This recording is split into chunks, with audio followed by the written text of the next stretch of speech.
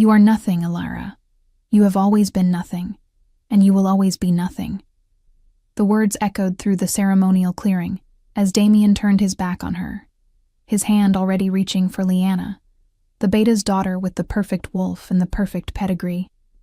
Alara stood frozen in the center of the sacred circle, her plain dress suddenly feeling like rags against her skin, her bare feet rooted to the ground as 300 pairs of eyes burned into her. The rejection was not a surprise. She had known it was coming, had felt it building in the way Damien avoided her gaze for weeks, in the whispers that followed her through the pack grounds, in the pitying looks from the older wolves who remembered when her parents were still alive. But knowing and experiencing were two different things entirely. The humiliation wrapped around her throat like invisible fingers, squeezing until she could not breathe, could not think, could only stand there while the man she had grown up.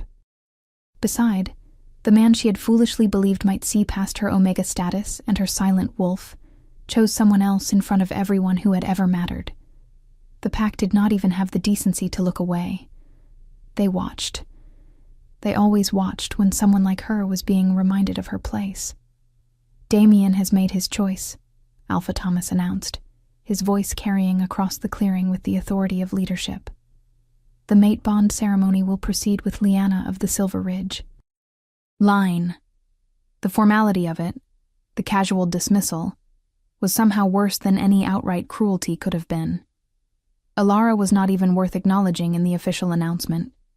She was simply erased, as if she had never been standing there at all, as if the past 5 years of growing up alongside Damien, of quiet conversations and what she had thought were meaningful glances, had been nothing but her own desperate imagination. She forced her feet to move, one step and then another, walking, out of that circle with her head held as high as she could manage, while her world crumbled around her. No one stopped her. No one called her back. The ceremony continued behind her as if she had never been there at all, the sacred words beginning as she reached the tree line and finally allowed herself to run. The storm hit 3 days later, and it hit with a fury that seemed to match the chaos in Alara's heart.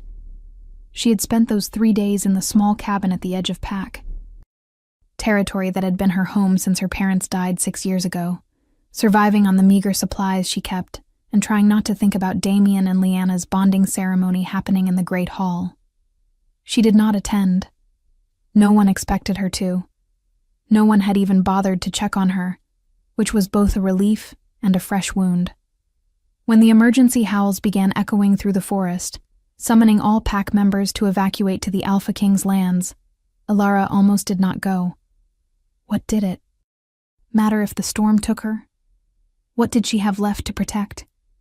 But some stubborn part of her, the same part that had kept her going through years of being overlooked and underestimated, refused to simply give up. She gathered what little she could carry and headed toward the evacuation point, following the trail of scents and sounds through increasingly violent winds. She never made it to the meeting point.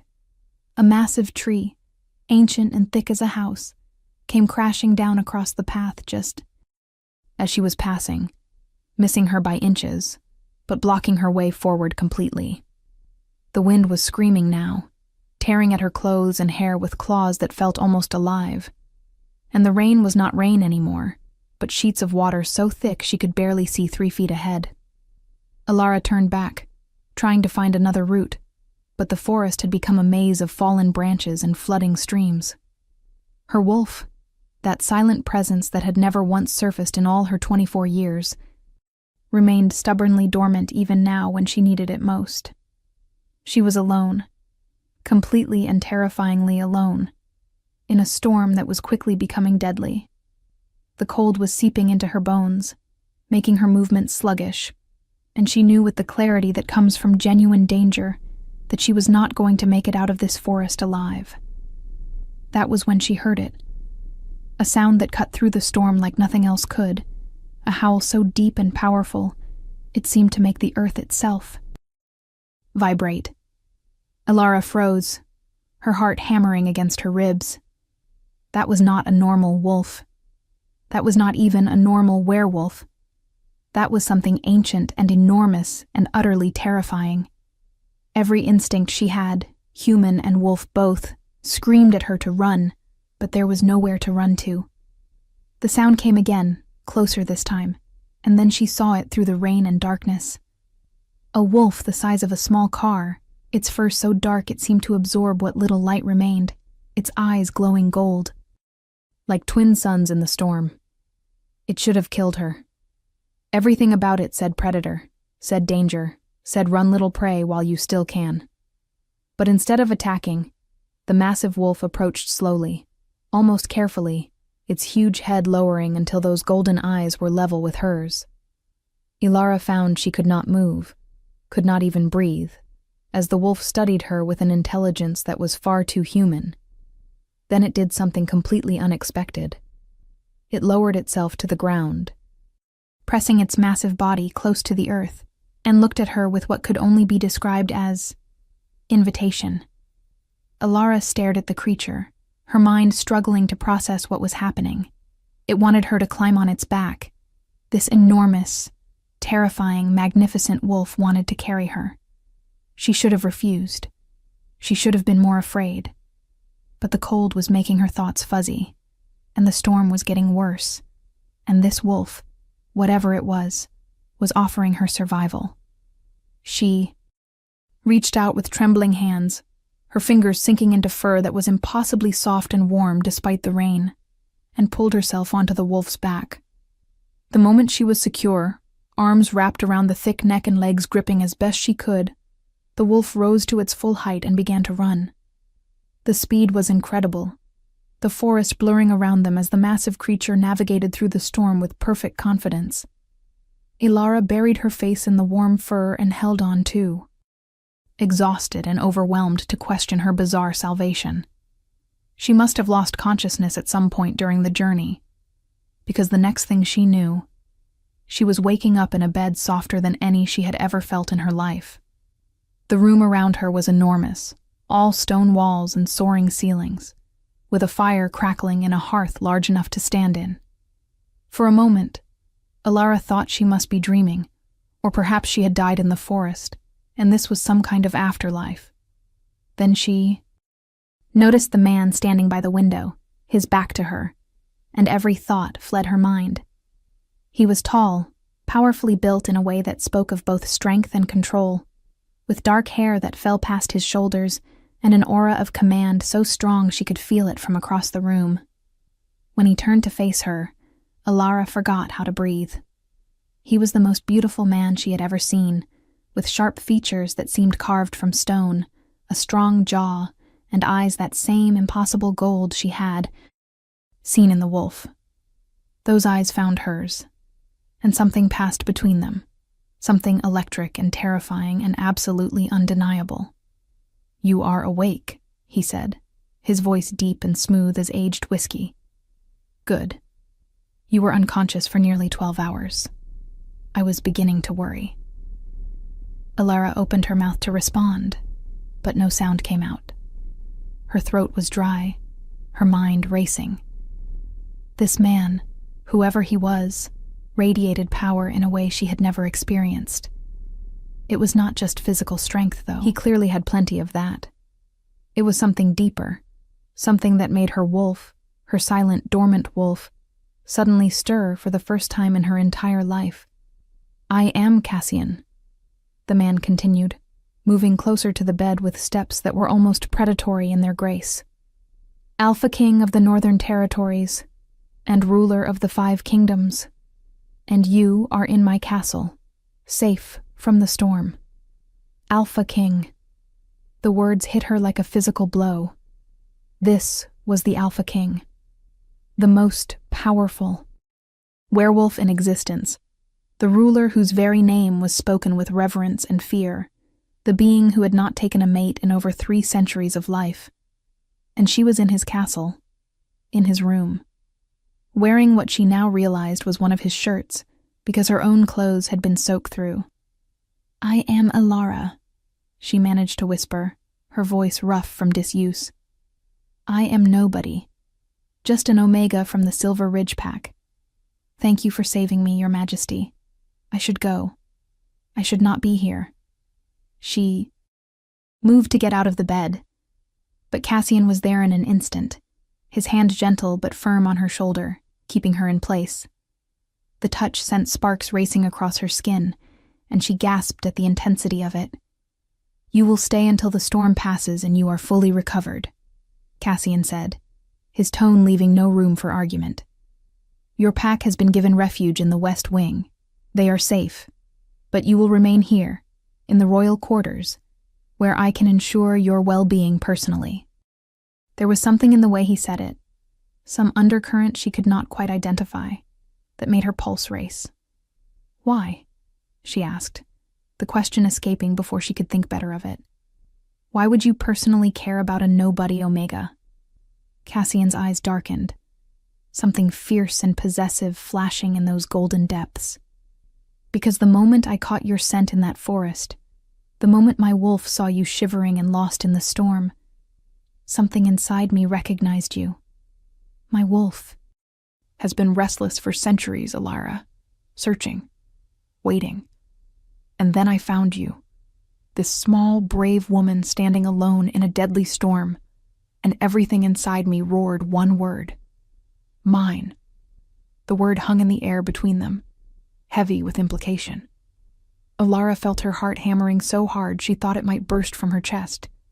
This could not be happening. Things like this did not happen to women like her. Mates were chosen based on strength and status and bloodlines. They were not found randomly in storms. And they certainly were not found by Alpha Kings, who could have anyone, who should have someone far better than a wolfless Omega with nothing to offer. "That is not possible," she said, shaking her head. "I am nobody. I do not even have a wolf. Not really. She has never surfaced, never spoken to me. I am the lowest of the low in my pack. You are the Alpha King. This cannot be real." Cassian moved closer still, close enough that she could feel the heat radiating from his body, close enough to see the silver flecks in his golden eyes. "Your wolf is there," he said quietly. "I can sense her. She is quiet, yes, but she is strong, stronger than you know. And as for being nobody, little one, I suspect there is far more to your story than you have been told. But regardless of bloodlines or power or any of that political nonsense, the mate bond does not lie. My wolf has chosen you, and I, Cassian Blackthorn, Alpha King of the Northern Territories, choose you as well." His hand came up to cup her face, his thumb brushing across her cheekbone with a tenderness that made her want to cry. "The question is, will you choose me? If you are enjoying this story, do not forget to leave a like and subscribe to the channel for more emotional stories like this one." Alara could not answer. How could she answer? 3 days ago, she had been publicly rejected and humiliated. Now the most powerful being in their world was asking if she would choose him. It felt like a dream, or a cruel trick, or some kind of test she was going to fail. But the warmth of his hand on her face, the way his scent wrapped around her like a physical embrace, the stirring of her wolf deep inside responding to something she had never felt before, all of it felt achingly real. "I do not understand any of this," she whispered. "You could have anyone. Why would you want me?" Cassian's expression softened in a way that transformed his fierce features into something almost gentle. "Because you are brave enough to walk through a deadly storm alone. Because even lost and afraid, you did not give up. Because when my wolf carried you through the forest, you trusted me despite having every reason to be terrified. Because there is a strength in you that you do not even see yet, a light that draws me like nothing ever has. And because when I look at you, I see home." The words broke something inside her, some wall she had built to protect herself from more disappointment, more pain. Tears spilled down her cheeks before she could stop them, and Cassian made a soft sound of distress, pulling her against his chest and wrapping his arms around her with infinite care. "I am sorry," she sobbed into his shirt. "I am sorry. I should not be crying. I never thought, I never believed that someone would, that anyone could. He held her tighter, one hand stroking through her hair. You have been hurt, he said, his voice rougher now, edged with anger that she knew instinctively was not directed at her. Someone made you believe you were not worthy. Someone broke you down and made you think you were less than you are. Tell me their names, Alara. Tell me who dared to harm what is mine. The possessiveness in his voice should have frightened her, but instead, it made her feel safe in a way she never had before. She pulled back just enough to look at him, wiping at her tears with the back of her hand. It does not matter, she said. It was my pack. My whole life. Being Omega with no wolf, after my parents died, I was just the girl no one wanted to deal with. And then Damien, 3 days ago at the mate ceremony, he rejected me. Publicly. In front of everyone. Chose someone else like I was not even there. She saw the fury flash in Cassian's eyes, saw his jaw tighten and his hands curl into fists. Damien, he repeated, his voice deadly soft. The beta's son from your pack. I know of him. Arrogant whelp with more pride than sense. He rejected you? Alara nodded, fresh tears threatening. I thought maybe he might see past what I was not, but I was wrong. I am always wrong about these things. No, Cassian said firmly, tilting her face up to meet his gaze. He was wrong. Catastrophically, unforgivably wrong. And he will regret it for the rest of his miserable life, because he had a chance at something precious and threw it away out of stupidity and pride. But his loss is my gain, little mate. His rejection brought you to my forest, to my wolf, to me. And I will spend every day showing you exactly how wrong he was about you. The intensity in his eyes stole her breath. I do not know how to be what you need, she admitted.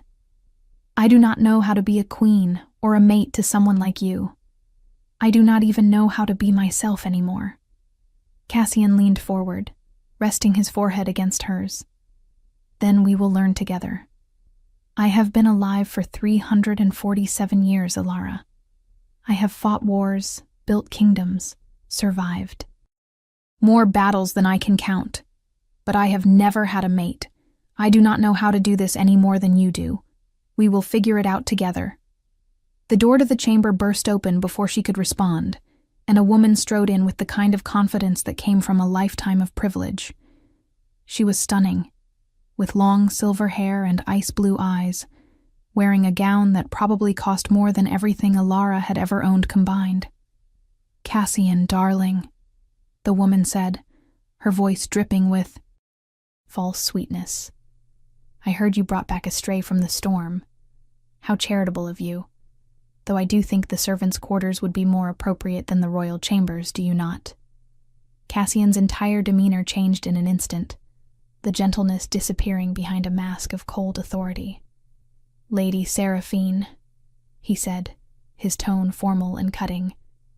I do not recall inviting you to my private quarters. You will address me as your majesty when we are not in private council, and you will show proper respect to my guest. Seraphine's eyes narrowed as they landed on Alara, who was very aware that she was sitting in the Alpha King's bed wearing his shirt. Guest? Seraphine laughed, but there was no humor in it. Is that what we are calling them now? Cassian, really, I know the treaty negotiations have been stressful, but bringing random Omegas to your bed is beneath even you. The casual cruelty in her words, the dismissive way she looked at Alara like she was trash, someone had dragged in, brought back every horrible feeling from the rejection ceremony. Alara felt herself shrinking, wanting to disappear, wanting to be anywhere but here being, compared to this polished, perfect woman who clearly thought she belonged at Cassian's side. But then Cassian moved, positioning himself between Alara and Seraphine, with a growl that vibrated through the stone floor. You will watch your tongue, Seraphine, or you will find yourself ejected from my territory regardless of your father's council position. This woman is not a guest. She is not some random Omega. She is my mate, and you will show her the respect owed to your future queen, or you will leave. Now." The silence that followed was absolute. Seraphine's face went through several expressions in rapid succession, shock and anger and something calculating, before settling on a smile that did not reach her eyes. "Your mate," she repeated slowly. "How unexpected. And how convenient that you have discovered this mate. Bond just weeks before the council vote on the territorial treaties, when everyone knows you need a queen to secure your political position. Tell me, Your Majesty, did you find her in the storm, or did you find her in your calculations?" Cassian took a step forward, his power filling the room like a physical pressure. "Get out." The two words were said quietly, but they carried such weight that even Alara felt the compulsion to obey. Seraphine's smile widened. "Of course, Your Majesty. I will leave you to your new toy. But do remember, the council meets in 3 weeks to vote on your proposal. I wonder what they will think of this sudden, convenient mate bond with a nobody Omega. I wonder if they will believe it is real, or if they will see it for the political maneuver it so obviously appears to be." She swept out of the room with theatrical grace, leaving behind a tension so thick Alara could barely breathe through it. Cassian stood with his back to her, his shoulders rigid, his hands clenched at his sides. When he finally turned around, his expression was carefully neutral, but she could see the storm in his eyes. "I apologize," he said. "Seraphine is complicated. Her father sits on my council, and she has been angling for the position of queen for decades. I should have anticipated she would react poorly to your presence." Alara pulled the blanket up around herself, suddenly feeling very small and very out of place. "Is it true?" she asked quietly. "What she said about the council and needing a queen for political reasons? Is that why you said those things to me?" She hated how her voice shook, hated that she was already doubting. But Seraphine's words had burrowed into her mind like thorns. Cassian crossed the room in 3 strides, kneeling beside the bed so they were eye level. "Listen to me very carefully, Alara. Yes, there is a council vote in 3 weeks. Yes, having a confirmed queen would strengthen my political position for the territorial negotiations. But I have been facing political pressure to take a mate for 3 centuries. If I wanted a political marriage, I could have had one decades ago.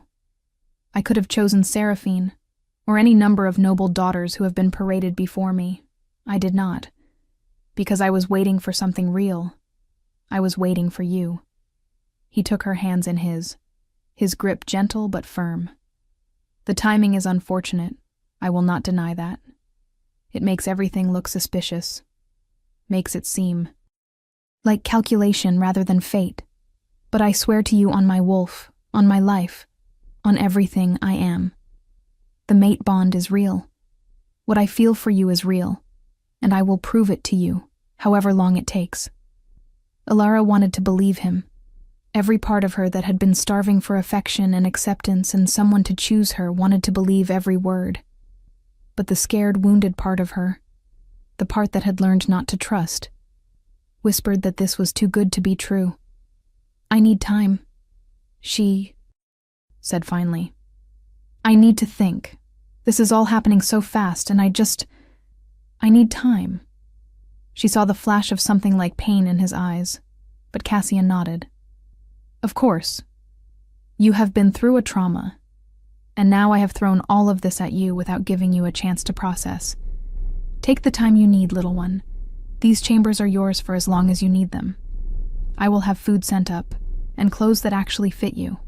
Rest, recover, and when you are ready, we can talk more." He stood, moving toward the door, and Alara felt panic rise in her chest at the thought of him leaving. "Wait," she called out. "Where will you stay?" Cassian looked back at her with a small, sad smile. "I have other rooms. Do not worry about me." Just focus on healing, Alara. We have time. But they did not have time, as it turned out. 3 days later, with the storm finally past and the evacuated packs preparing to return to their territories, everything changed. Alara had spent those 3 days in the beautiful rooms Cassian had given her, eating food prepared by royal chefs, wearing dresses that fit her perfectly and made her feel like someone she did not recognize, and trying to sort through the chaos in her head and heart. Cassian visited every day, always respectful, always giving her space, but always there with that intensity in his eyes that made her feel seen, in a way she never had before. They talked about small things, about her childhood and his long life, about her love of reading and his passion for ancient history. They did not talk about the mate bond, or Seraphine's accusations, or what any of this meant for the future. It was like they were existing in a bubble, separate from reality, and Alara knew it could not last. The bubble burst when Alpha Thomas requested an audience with the king.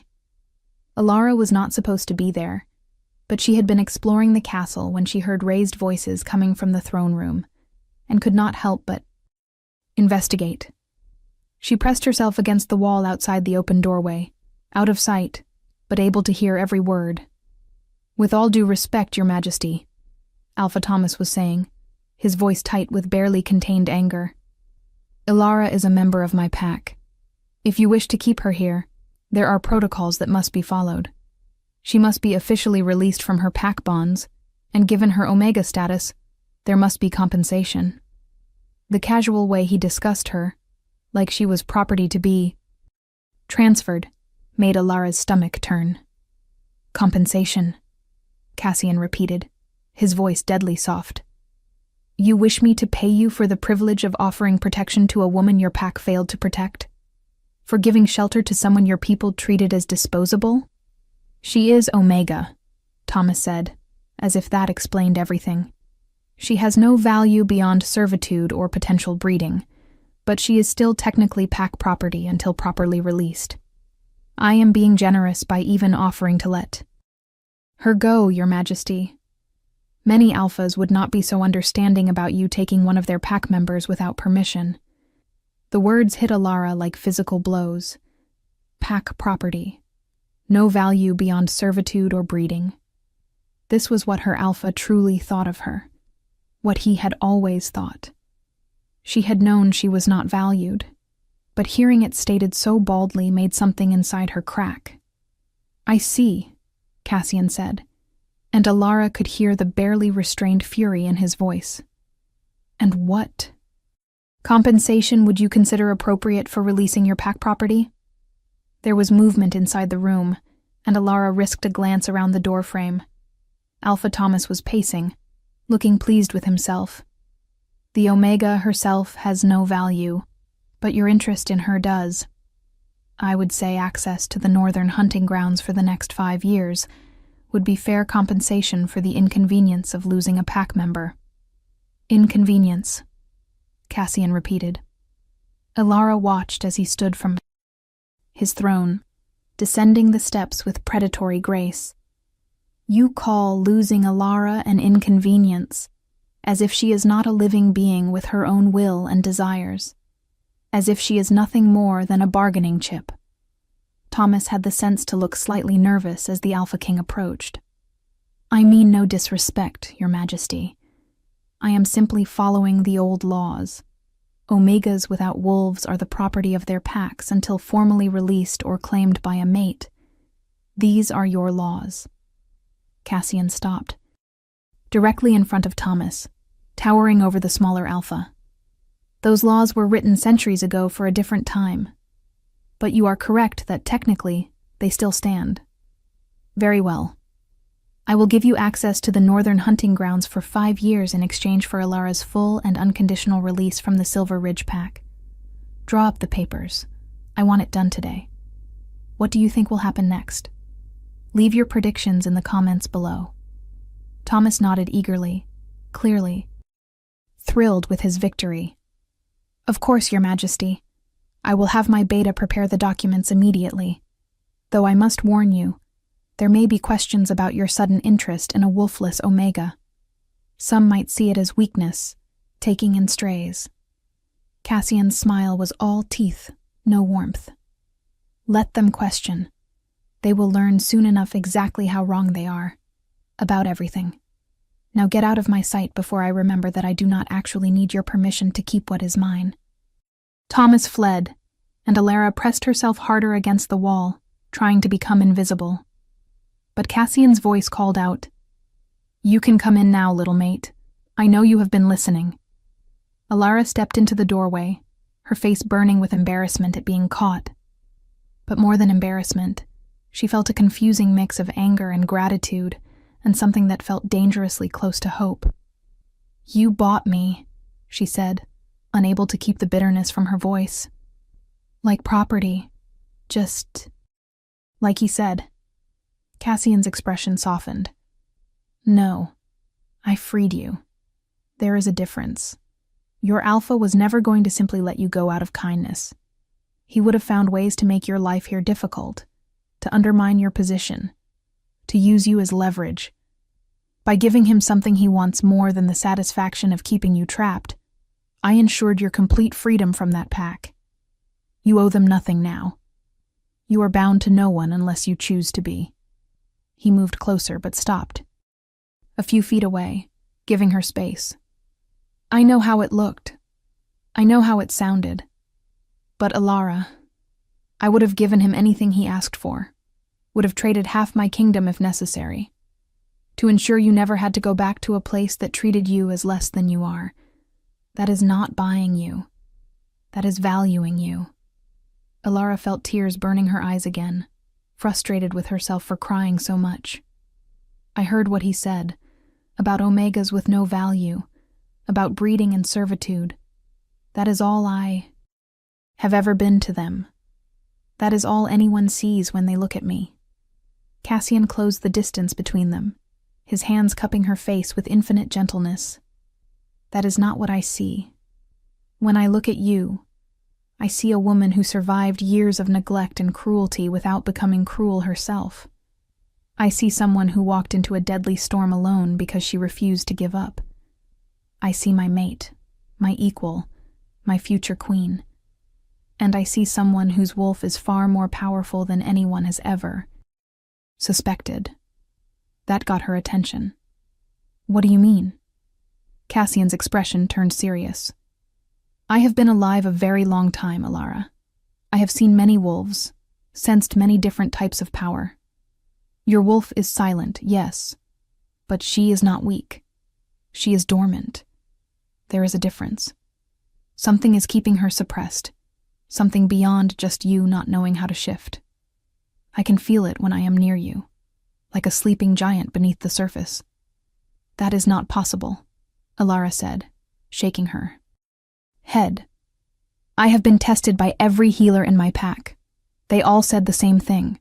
I am wolfless, broken, defective." Cassian's eyes flashed with anger. "Your healers were idiots, or liars, or both. But we can prove it. There is a ritual, an old ceremony that can call forth a dormant wolf. It is not easy, and it can be painful. But if you are willing, I can help you find what has been hidden inside you all these years." Hope and fear warred in Alara's chest. What if he was wrong? What if they did the ritual and found nothing, proving once and for all that she truly was defective? But what if he was right? What if there really was a wolf inside her, just waiting to be awakened? "When?" she asked. "When can we do this ritual?" Cassian smiled, pride and something warmer shining in his eyes. "Tonight, under the full moon. But Alara, you need to understand. This is not just about giving you your wolf. If we do this, if we perform this ritual together, it will bind us. Not completely, not the full mate bond, but enough that everyone will know you are mine and I am yours. Are you ready for that?" Alara thought about everything that had happened over the past week.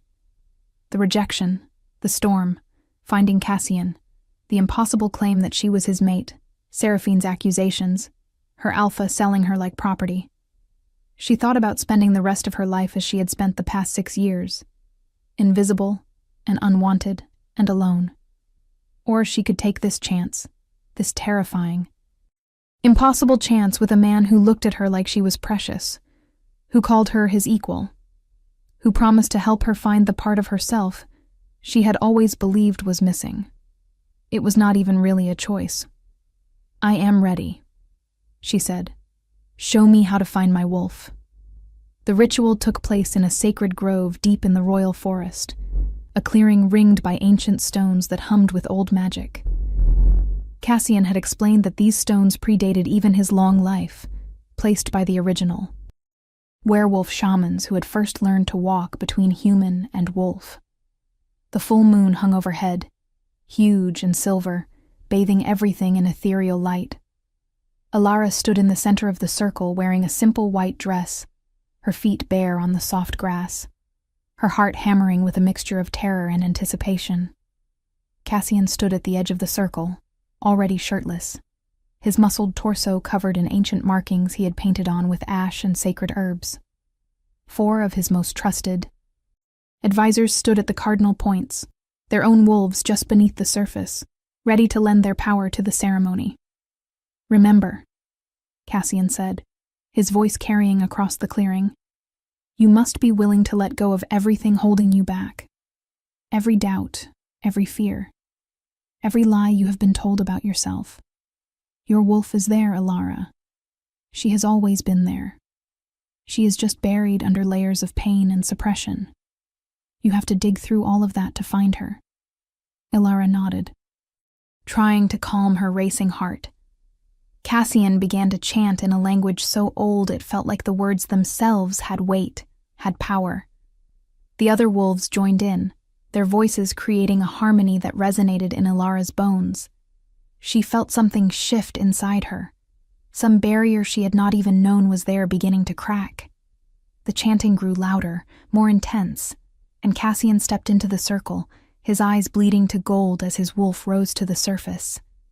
He did not shift, but she could.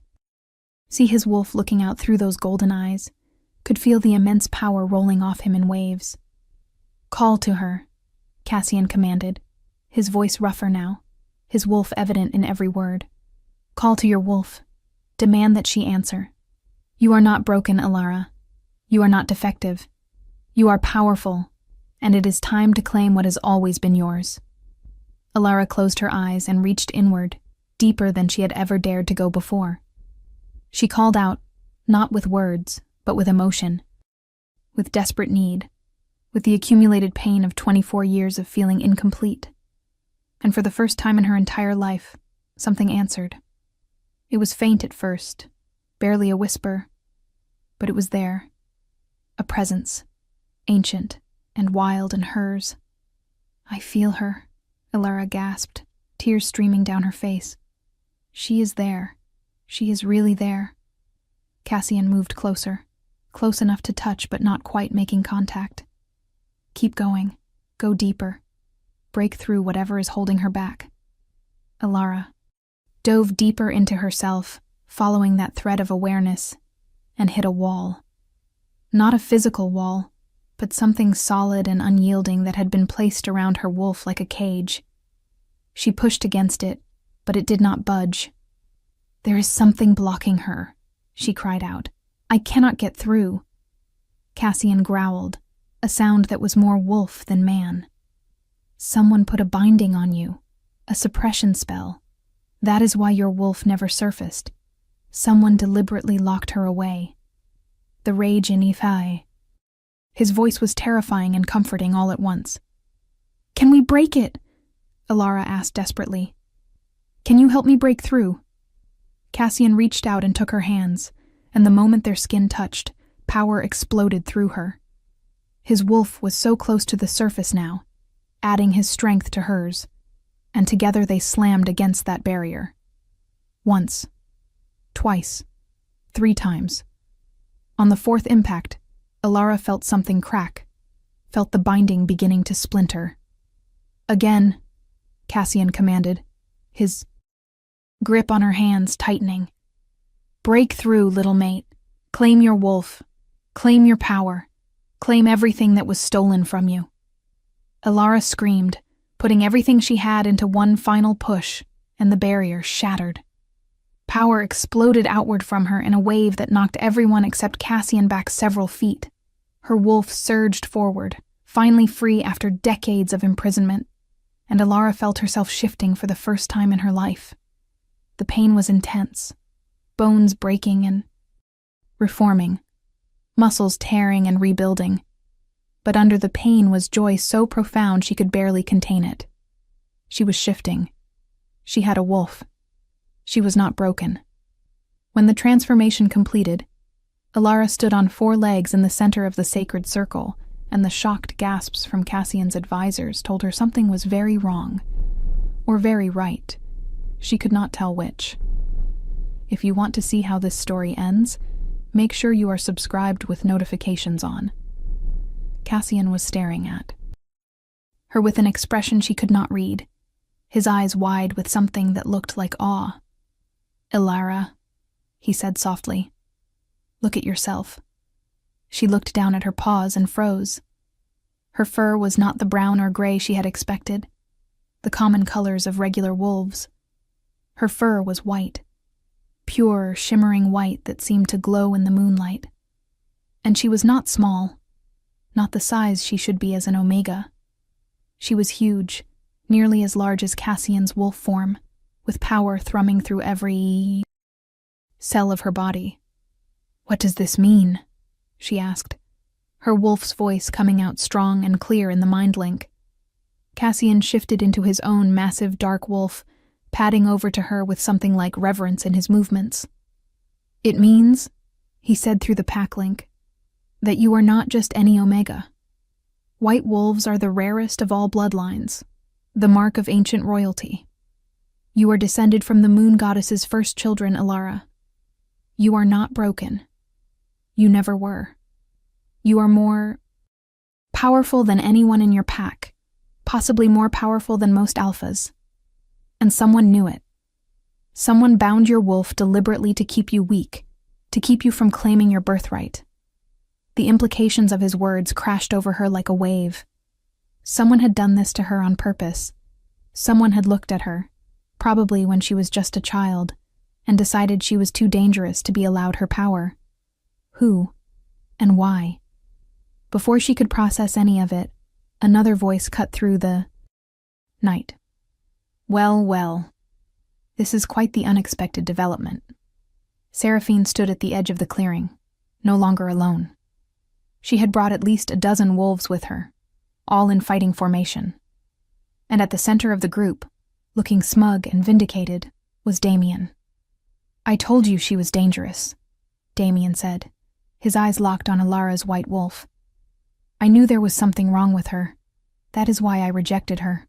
My wolf sensed it, sensed that she was not natural."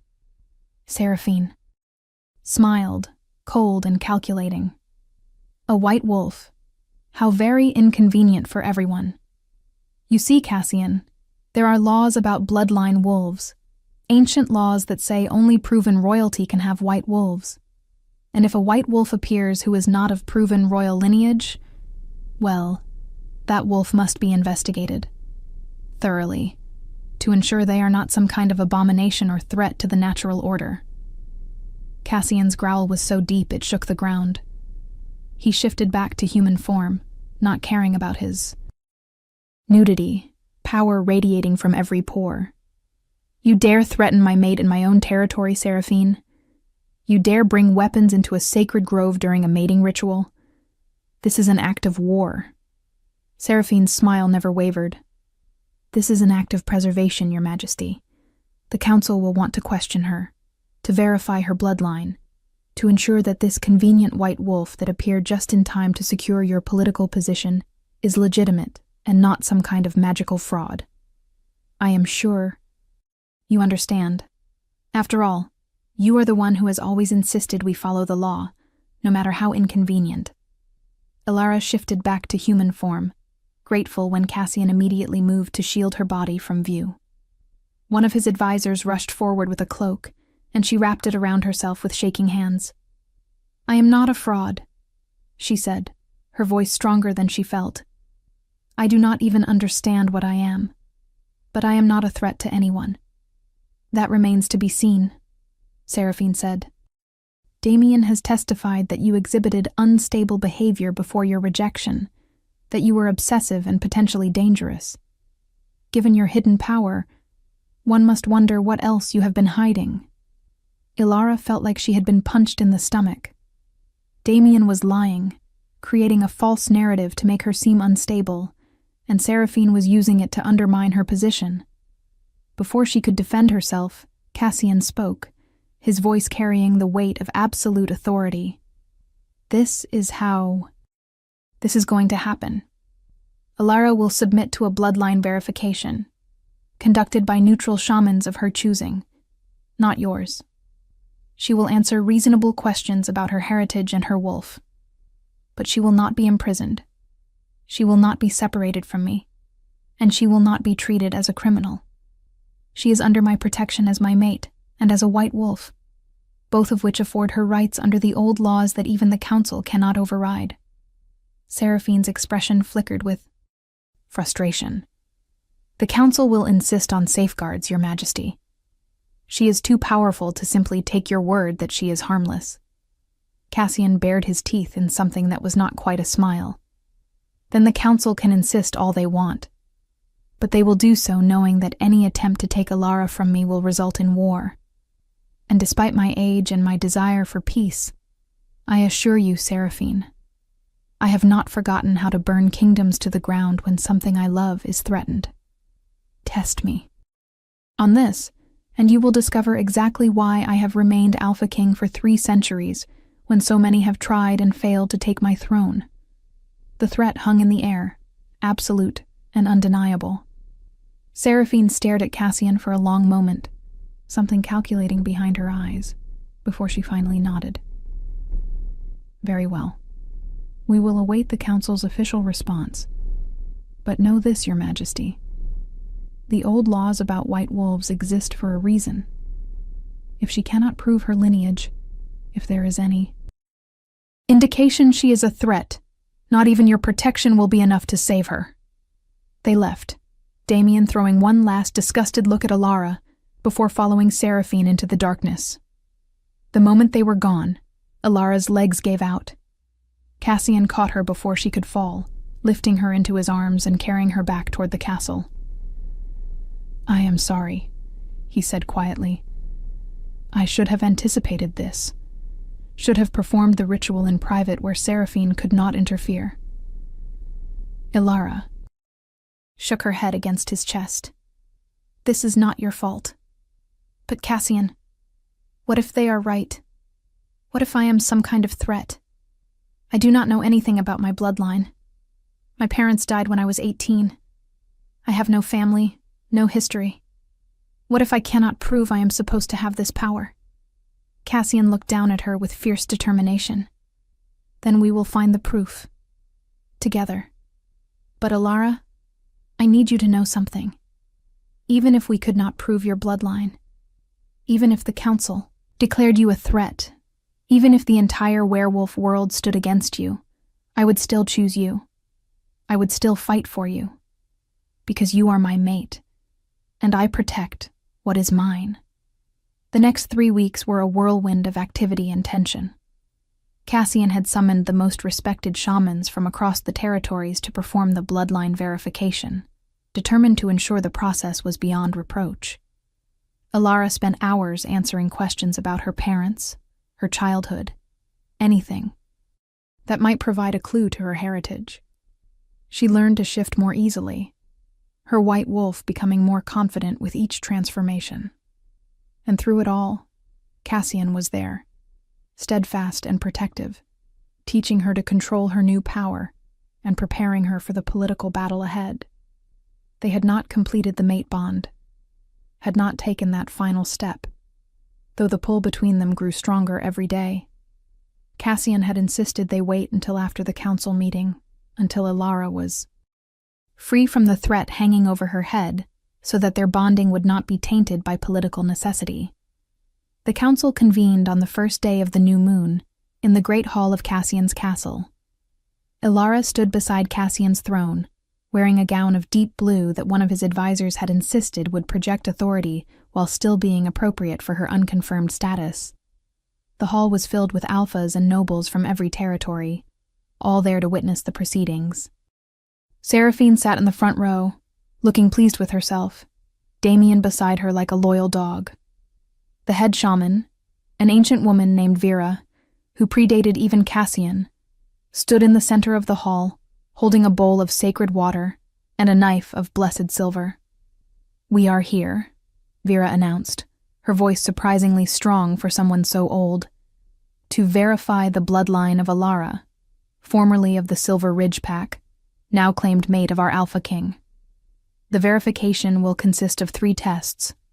The blood test, to trace her lineage, the power test, to measure her wolf's strength, and the testimony, where she will answer questions about her heritage under truth compulsion."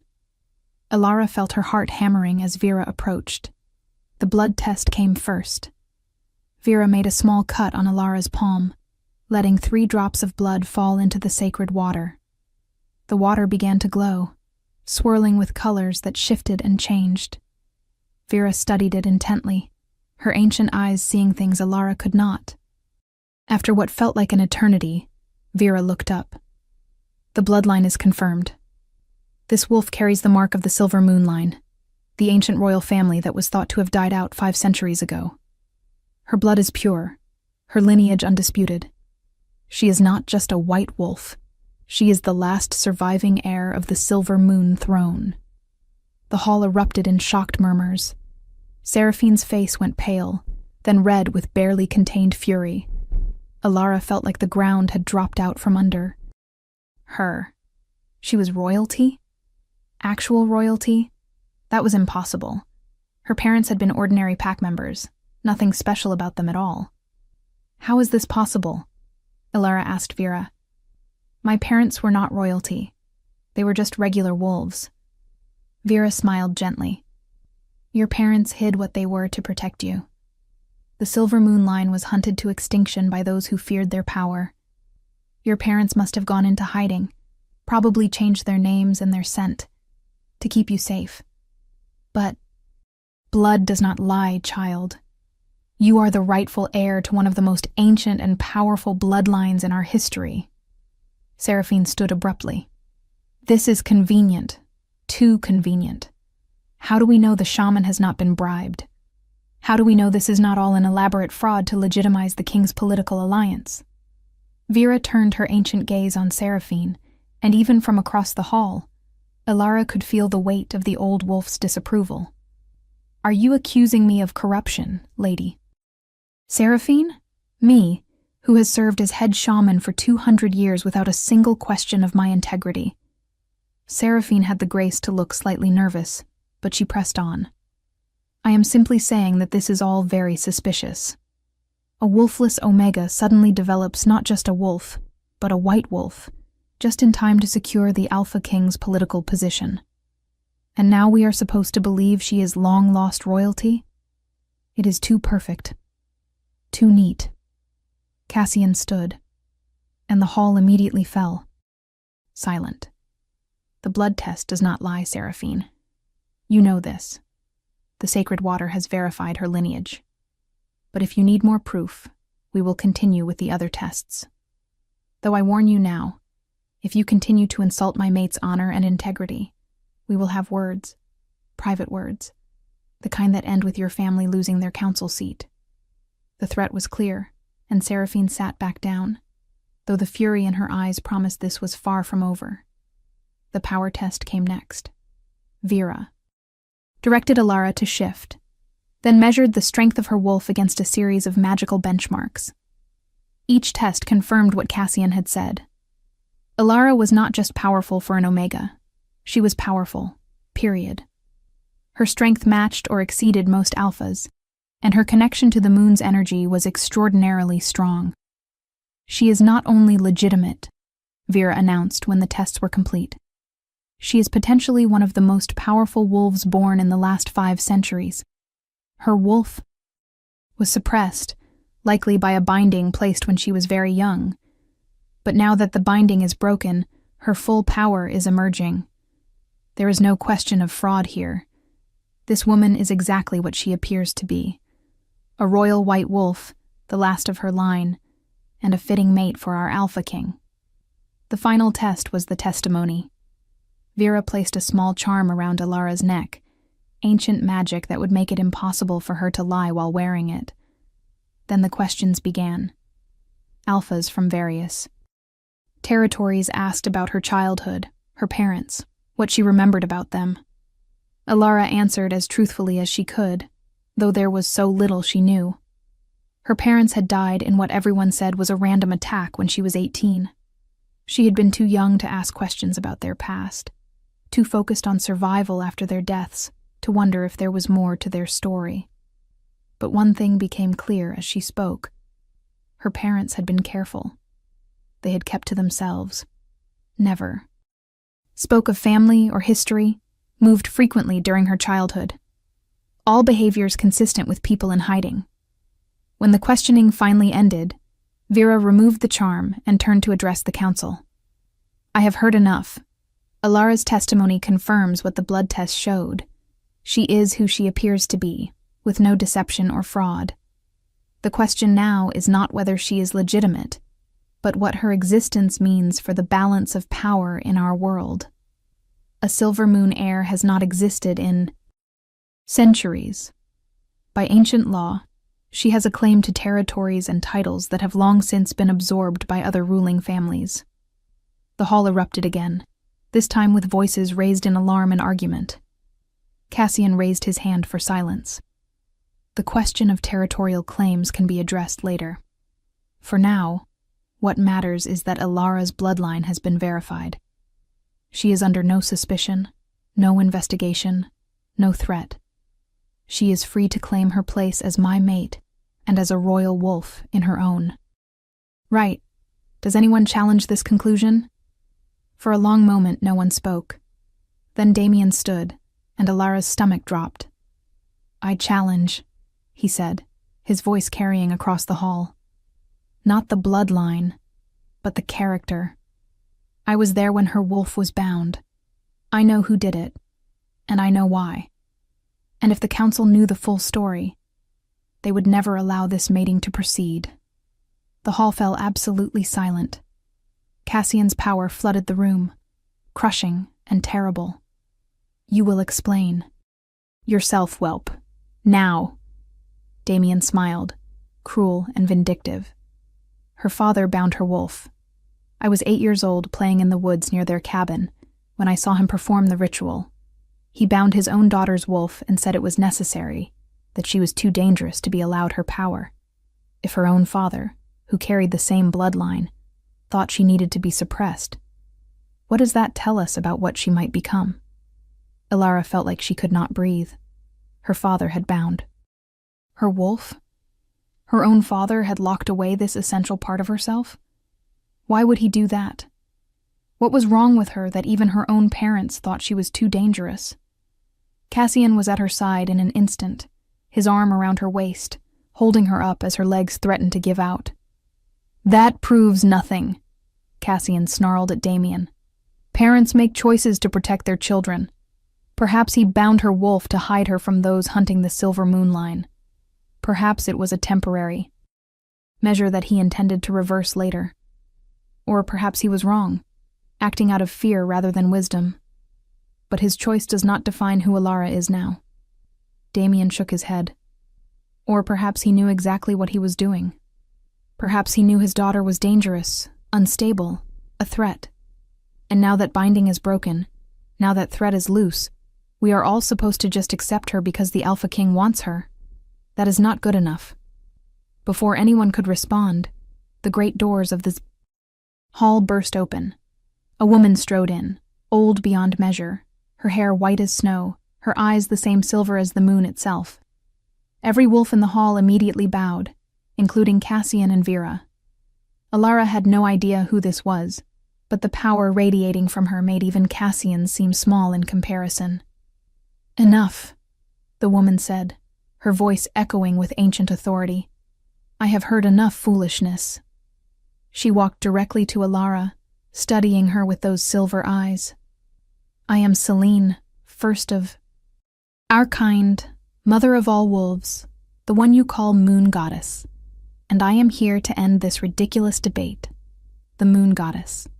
The actual Moon Goddess was standing in front of Alara. This could not be real. This could not be happening. But Selene seemed very real as she reached out and placed one hand over Alara's heart. "Your father bound your wolf because I asked him to," Selene said, loud enough for the entire hall to hear. "Not because you were dangerous, but because you were hunted." The families that destroyed the Silver Moon Line were still searching for survivors. They had methods to detect royal white wolves, even as children. Your father begged me to help him hide you, and I granted his request. The binding was always meant to be temporary, to last until you were old enough and strong enough to protect yourself. But then your parents were killed before they could break it, and you were left alone, thinking yourself broken when you were actually hidden. Selene turned to face the hall, her expression fierce. "This woman is not a threat. She is my child, as all of you are my children. But she carries my blessing in ways few others have. The Silver Moon Line was founded by my first daughter, the purest expression of my power in mortal form. Alara is the last of that line, and she is meant for greatness. Any who stand against her stand against me." The silence in the hall was absolute. No one dared breathe, let alone speak, in the face of the Moon Goddess's declaration. Selene turned back to Alara, her expression softening. "You have suffered, little one. You have been denied your birthright, told you were less when you were always more. But that suffering has made you strong in ways power alone never could. You understand what it means to be overlooked, to be underestimated. You will be a better queen for it, a better mate, a better leader. Trust in yourself. Trust in your wolf. Trust in the bond with your mate. And know that I am always with you." "My daughter of the Silver Moon." Then she was gone, disappearing as suddenly as she had appeared, leaving behind only the faint scent of moonlight and magic. For a long moment, no one moved. Then Vera began to laugh, a joyful sound that broke the tension. "Well, I think that settles it, do you not? When the Moon Goddess herself appears to vouch for someone, there is really nothing left to debate." The hall erupted in a mixture of laughter, excited chatter, and for some like Seraphine and Damien, stunned horror. Cassian pulled Alara against him, burying his face in her hair. "You are amazing," he whispered. "Do you understand that? You are amazing and powerful, and blessed by the Moon Goddess herself. And you are mine." Alara was shaking, overwhelmed by everything that had just happened. "I do not know how to be what everyone expects," she admitted. "I do not know how to be a queen or a royal white wolf or any of this." Cassian pulled back just enough to look into her eyes. "Then we'll learn together, just like I promised." The council meeting concluded with Vera officially recognizing Alara's royal bloodline and her right to mate with the Alpha King. Seraphine left in a fury, dragging Damien with her, no doubt already plotting some new way to undermine Alara's position. But for the moment, Alara did not care. She was free. She was legitimate. She was powerful. And she had a mate who looked at her like she was the most precious thing in all the world.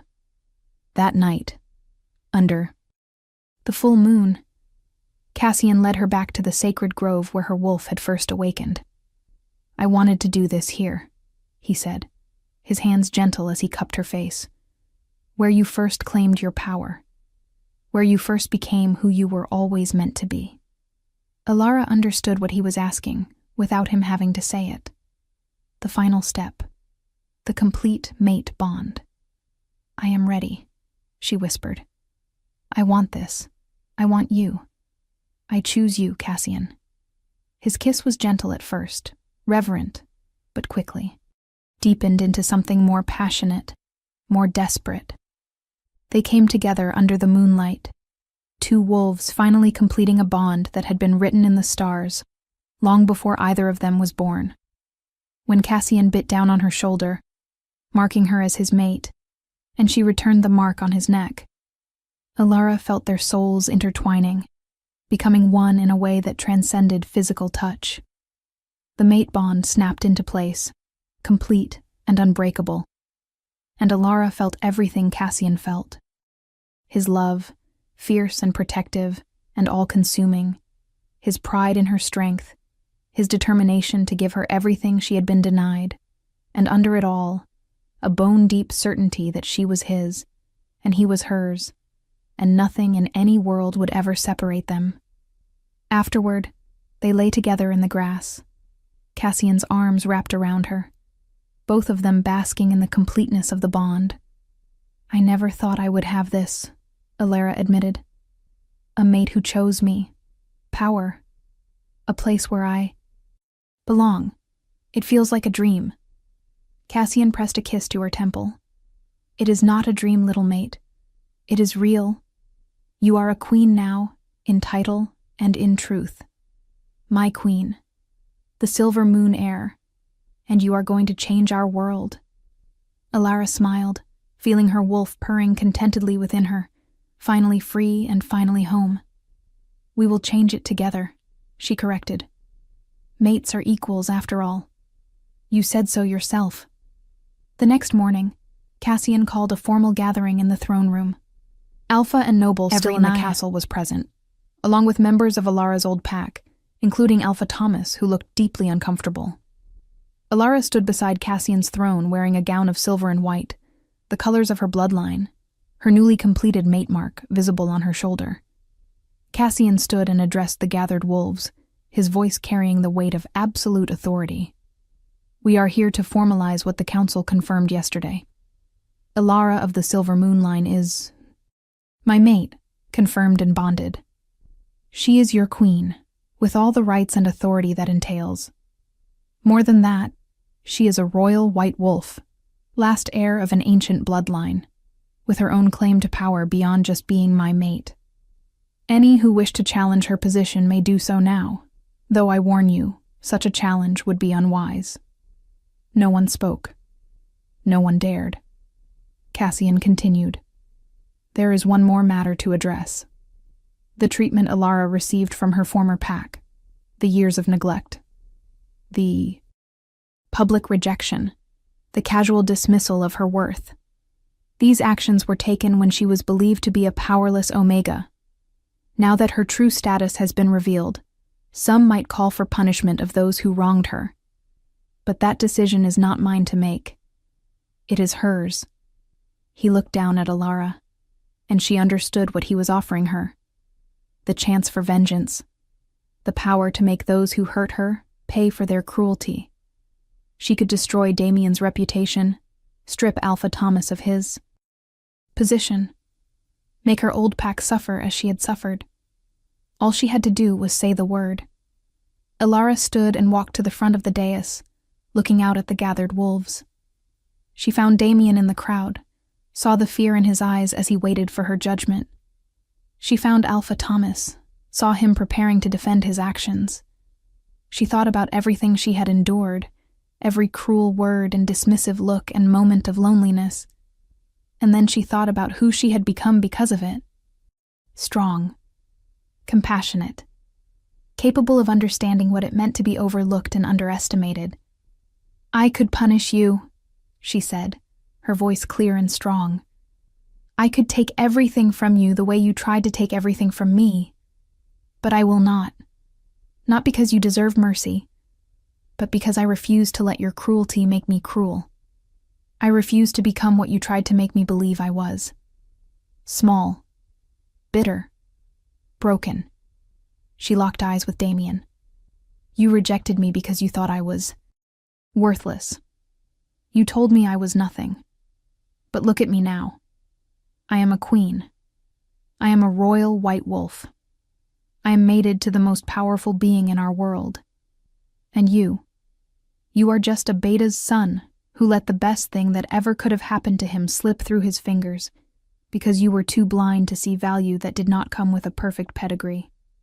She turned to Alpha Thomas. You sold me like property, valued me only in terms of what you could get in exchange. But I am not property. I never was. I am a person with worth and power and a destiny that does not include you or your pack. I release you from any obligation to me, and I release myself from any obligation to you. We are done. The hall was silent, except for the sound of her heartbeat and Cassian's pride flooding through the mate bond. However, Ilara continued, I will make one demand. From this day forward, the Silver Ridge Pack will treat its Omegas with dignity and respect. You will provide them with education, with opportunities, with the understanding that Omega does not mean worthless. If I hear that you have failed in this, if I hear of even one Omega being treated the way I was treated, I will return, and I will not be so forgiving a second time. Alpha Thomas bowed his head. It will be done, Your Majesty. You have my word. Ilara nodded, then returned to Cassian's side. He took her hand, intertwining their fingers, and addressed the hall once more. Let it be known that Queen Ilara of the Silver Moon has shown mercy where others might have shown vengeance. Let this be the first example of the kind of leader she will be. Fair, strong, compassionate, and utterly unbreakable. The hall erupted in cheers, wolves howling their approval and acceptance. Ilara felt tears on her cheeks, but they were good tears this time. Healing tears. She had stood before everyone who had hurt her and chosen to be better than them, and it felt like flying. The weeks that followed were a blur of activity. Ilara had to learn everything about being a queen, about royal protocol and political strategy, and how to navigate the complex web of pack alliances. Cassian was patient, teaching her what she needed to know while making sure she never lost sight of who she was beneath the crown. They worked together to push through the territorial treaties, with Ilara's presence and her own royal claim, giving Cassian the political leverage he needed to secure agreements that benefited all the packs. Seraphine had retreated to her family's territories, licking her wounds and no doubt plotting future schemes. But for now, she was not a threat. Ilara also began to learn about her heritage, reading ancient texts about the Silver Moon line and what her bloodline meant. She discovered that the Silver Moon wolves were not just powerful, they were healers and seers, capable of magic beyond simple shifting. She started to develop these abilities under Vera's guidance, finding that she could sense injuries and illnesses in others, could sometimes see fragments of future events in her dreams. It was overwhelming, this constant discovery of new facets of herself. But Cassian was always there, grounding her, reminding her that she did not have to be perfect. She just had to be herself. 6 months after her transformation, Ilara stood on the balcony of the royal chambers, looking out over the territories that were now hers to protect and lead. Cassian came up behind her, wrapping his arms around her waist and resting his chin on her shoulder. "What are you thinking about, little mate?" he asked. Ilara leaned back against him, savoring the warmth and strength of his presence. "I am thinking about how different my life is now from what it was. 6 months ago, I was nobody. Rejected, broken, alone. Now I am a queen, a white wolf, mated to you. It still does not feel completely real." Cassian turned her in his arms, his golden eyes serious. "It is real. Every bit of it. You earned this, Ilara. Not because of your bloodline or your power, but because of who you are. Because you never gave up, even when you had every reason to. Because you chose compassion over vengeance. Because you are exactly the kind of leader our people need." Ilara smiled up at him, her heart full to bursting. "We make a good team, you and I." Cassian grinned, that rare expression that transformed his fierce features. "The best team. The moon goddess herself said you were meant for greatness. Remember? And I plan to spend the rest of my very long life making sure you know exactly how great you are." He kissed her then, deep and thorough, and Alara felt the mate bond singing between them, a constant reminder that she was loved, she was chosen, she was home. When they finally broke apart, Cassian's expression turned more serious. "There is something I need to tell you. Vera had a vision about our future." Alara's breath caught. "What kind of vision?" Cassian's hand moved to rest on her still flat stomach. "About the heir you are carrying, our daughter, who will be born with silver fur and golden eyes, and who will unite all the territories under one rule for the first time in recorded history." Alara gasped, her hand covering his on her stomach. "I am pregnant?" Cassian nodded, his eyes shining with joy and pride and love so intense it took her breath away. "We are going to have a baby, a daughter, our daughter, and she is going to change everything." Tears spilled down Alara's cheeks as she pulled Cassian close, burying her face in his chest. A baby. She was going to be a mother. She was going to have a family, a real family, after so many years of being alone. "I am terrified," she admitted. "I do not know how to be a mother. What if I fail her? What if I am not enough?" Cassian held her tighter, his own emotions flooding through the bond.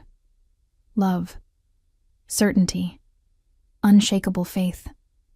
"You will be an amazing mother, little mate, because you know what it is like to be overlooked. You will make sure our daughter is always seen, because you know what it is like to be told you are not enough. You will make sure she knows she is more than enough. You will give her everything you never had, and you will do it with the same strength and grace you have shown in everything else. If this story touched your heart, share it with someone who loves epic romance. Tell me in the comments, did you see this ending coming?" Alara pulled back just enough to look up at him, her hands framing his face.